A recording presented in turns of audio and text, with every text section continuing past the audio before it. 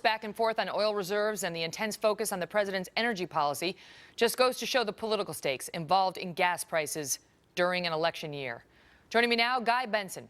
He's a radio host and Townhall.com political editor. He has been watching this story develop over the last few weeks. Guy, what a mess this morning.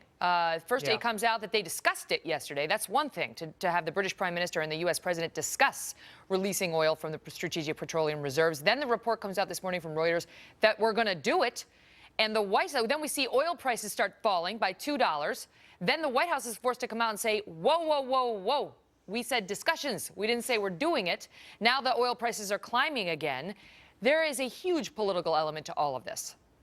Oh, of course there is. And there's a couple things here, Megan. We're talking about tactics. Whether they're going to open up the strategic reserves or not is a Band-Aid and a short-term thing. And I guess we'll have to wait and see what the real truth is on that story. But the broader context here, Megan, is if you look at what this president and some of his advisors have said over the last few years, dating back to 2008, higher energy costs for average Americans, higher gas prices should be met with celebrations in this White House. President Obama, then candidate Obama in 2008, told an editorial board that under his energy policies, costs for Americans would necessarily skyrocket. Stephen Chu now has to back off of it, the energy secretary, but he has said recently that he wishes we had gas prices closer to what we see in Europe at $8 a gallon.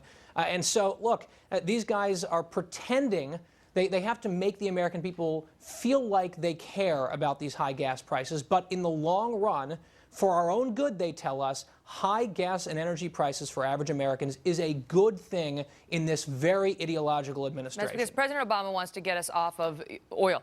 He wants to get us off of the dependency on oil. But he raised the point, Guy, at a recent press conference. What sense does it make that an incumbent president running for re-election this close to November would want gas prices to go up? If you just think of the president as a purely political being, what sense does that make? Well, he is a purely political being, I think, is what we've seen over the course of his career. And he's right in that very narrow sense. High gas prices at this particular moment and for the next, I don't know, 8 months or so, just kind of spitballing here, Megan.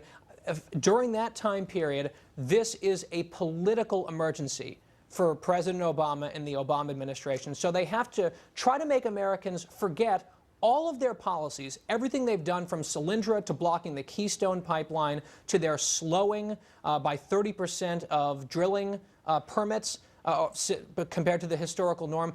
They have to make us forget all of that information and seem like, all of a sudden they're really, really concerned about this. So I think the second that President Obama gets reelected, if he does, which I hope he doesn't, if he gets reelected, I think they can drop this pretense and once again come back to lecturing us about how higher energy prices are really in our own best interest, even if we're too dumb to figure that out on our own.